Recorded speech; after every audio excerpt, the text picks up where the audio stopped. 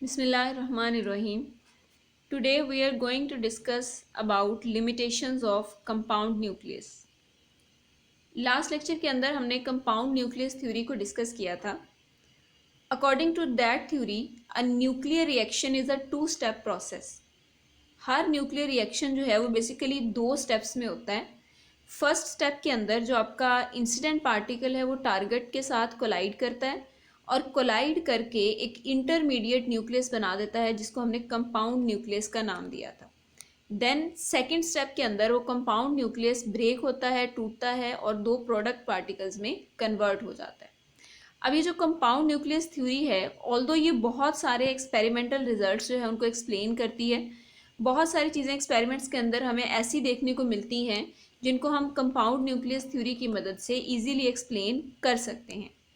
लेकिन स्टिल कुछ चीज़ें ऐसी हैं, कुछ पॉइंट्स ऐसे हैं जिनको कंपाउंड न्यूक्लियस थ्योरी जो है वो एक्सप्लेन नहीं कर पाती. तो आज हम उन्हीं लिमिटेशंस को डिस्कस करेंगे जिनके लिए कंपाउंड न्यूक्लियस थ्योरी जो है वो फिट नहीं है.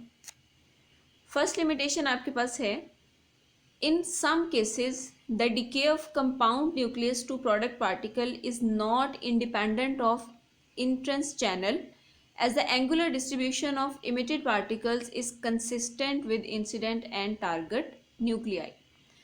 अब कंपाउंड न्यूक्लियस थ्योरी के अंदर हमने कहा था कि जो इंट्रेंस चैनल है, इंट्रेंस चैनल का मतलब कि कंपाउंड न्यूक्लियस बनने का जो प्रोसेस है, जहाँ पे इंसिडेंट पार्टिकल एक टारगेट के साथ आके कोलाइड करता है और उसके बाद वो दोनों मिल जाते हैं, एक इंटरमीडिएट एक बड़ा न्यूक्लियस बना देते हैं जिसको हमने कंपाउंड न्यूक्लियस कहा था.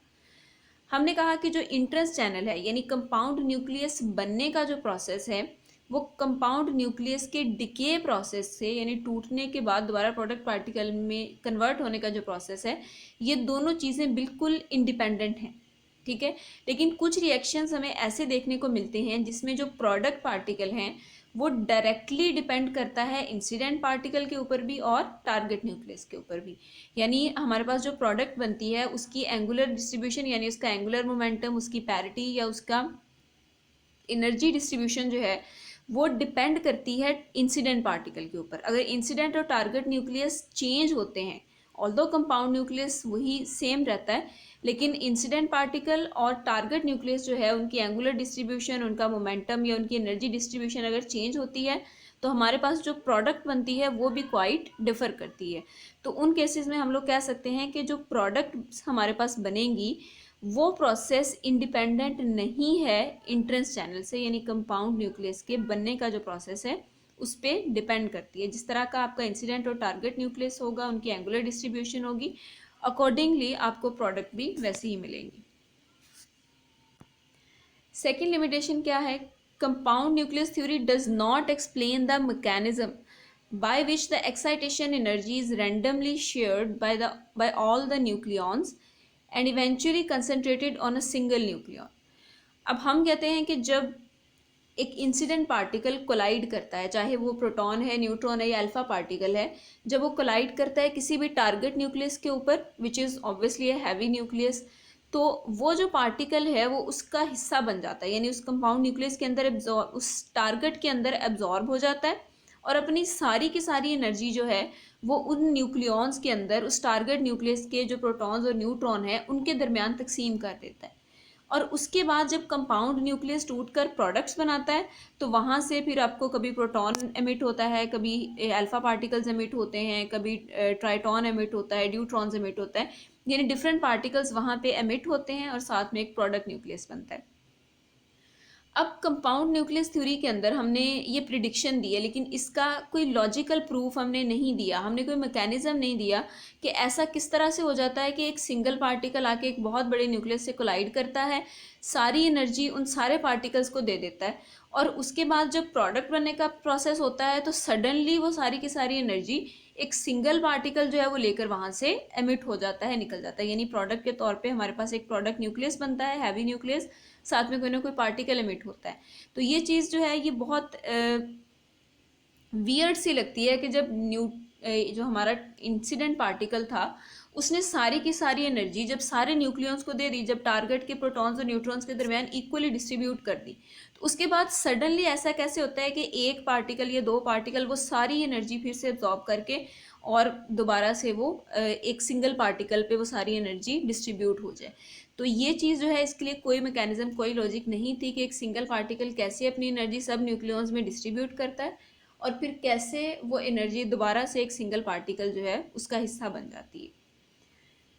Next we have compound nucleus theory also does not tell the cross section of formation of compound nucleus with the incident kinetic energy. अब यहाँ पे जो टर्म क्रॉस सेक्शन है, क्रॉस सेक्शन का मतलब होता है किसी भी चीज़ के बनने की प्रोबेबिलिटी, उसके बनने के चांसेस कितने ज़्यादा हैं। तो कंपाउंड न्यूक्लियस थ्योरी के अंदर ये नहीं बताया गया कि जो कंपाउंड न्यूक्लियस बनने की प्रोबेबिलिटी है या चांसेस हैं वो किस तरह से रिलेट करते हैं उसकी इंसिडेंट काइनेटिक एनर्जी के साथ। यानी हमने ये तो प्रिडिक्ट किया कि जो हमारे पास लो एनर्जी रिएक्शंस होते हैं जिनमें इंसिडेंट पार्टिकल की काइनेटिक एनर्जी कम होती है, वहाँ पे कंपाउंड न्यूक्लियस बनता है।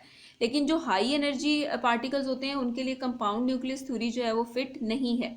तो इस चीज़ की भी कोई एक्सप्लेनेशन वहाँ पे नहीं दी गई कि जो cross section of formation of compound nucleus, यानी कंपाउंड न्यूक्लियस बनने के जो चांसेस हैं वो इंसिडेंट काइनेटिक एनर्जी से किस तरह से रिलेट करते हैं, यानी एनर्जी कम करने या बढ़ाने से उस कंपाउंड न्यूक्लियस की फॉर्मेशन पे क्या इफेक्ट आता है। जो लो एनर्जी पे तो कंपाउंड न्यूक्लियस बन जाता है, लेकिन हाई एनर्जी रिएक्शंस के अंदर कंपाउंड न्यूक्लियस की फॉर्मेशन नहीं होती। तो ये भी उसका ड्रॉबैक था, इस चीज़ के लिए कोई भी रीज़न वहाँ पे नहीं दिया गया था।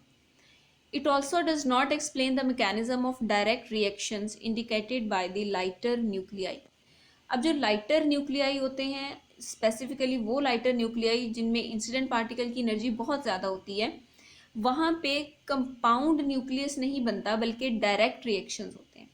डायरेक्ट रिएक्शंस का क्या मतलब है कि आपके पास जो इंसिडेंट पार्टिकल है वो आपके पास टारगेट न्यूक्लियस के साथ कोलाइड करेगा, लेकिन किसी भी किस्म का कंपाउंड न्यूक्लियस बने बगैर डायरेक्टली हमारे पास प्रोडक्ट्स बन जाएंगे।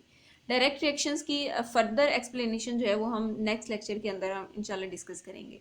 तो जो डायरेक्ट रिएक्शंस होते हैं यानी कंपाउंड न्यूक्लियस बने बगैर जो रिएक्शंस होते हैं उनके बारे में भी इस थ्योरी के अंदर किसी किस्म की प्रिडिक्शन नहीं दी गई कि वो रिएक्शंस क्यों होते हैं।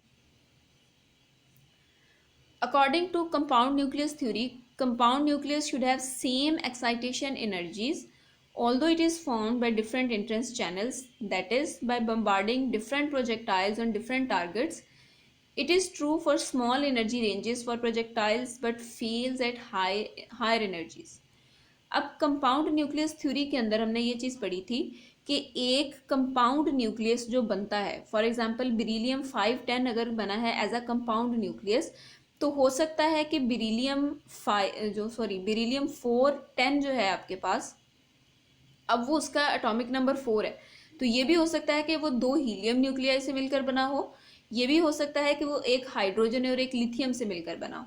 यानी डिफरेंट इंसिडेंट पार्टिकल्स जिनकी काइनेटिक एनर्जीज डिफरेंट होती हैं उनको मिलाने से हमें सेम कंपाउंड न्यूक्लियस मिल सकता है। ये चीज़ पढ़ी थी हमने कि ये चांस होता है कि मुख्तलिफ इंसिडेंट पार्टिकल्स मिलें लेकिन कंपाउंड न्यूक्लियस हमारे पास सेम बन जाए।